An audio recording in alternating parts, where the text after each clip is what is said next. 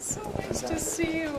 All eyes are on this relationship reset and a sweeping energy deal between two jurisdictions, often at odds, Alberta and Canada. This is Canada working.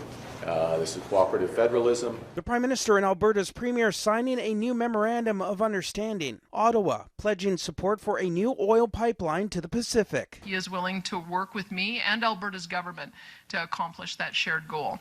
And that, my friends, is something that we have not seen from a Canadian Prime Minister in over a decade. In exchange, Alberta will commit to raising its industrial carbon price, lowering methane emissions, and supporting carbon capture and storage. Ottawa will also suspend or drop some Trudeau-era environmental regulations, like the emissions cap, clean electricity regulations, and if a pipeline goes ahead, Ottawa would adjust the tanker ban off of BC's coast. But it's not clear if any of this will actually ever happen. If there's not a private sector component, there won't be a pipeline.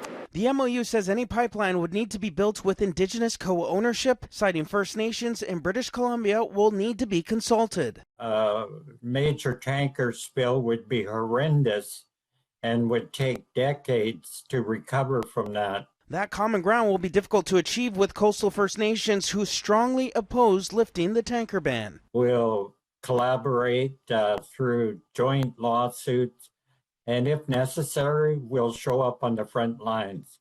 And if necessary, we'll get arrested.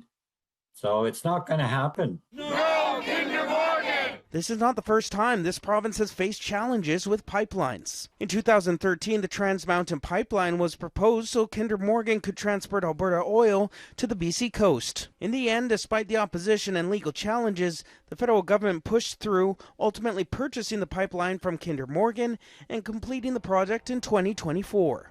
If our coastline is despoiled with a dilbit spill that can never be cleaned up, there's not enough money to make it up to us if you do that. It's beyond reckless. Here we have a prime minister prepared to sell out British Columbia's interests. Despite the vocal opposition, a pipeline to BC's northern coast may be one step closer to reality. The proposal is expected to be submitted to Ottawa's Major Projects Office by Canada Day.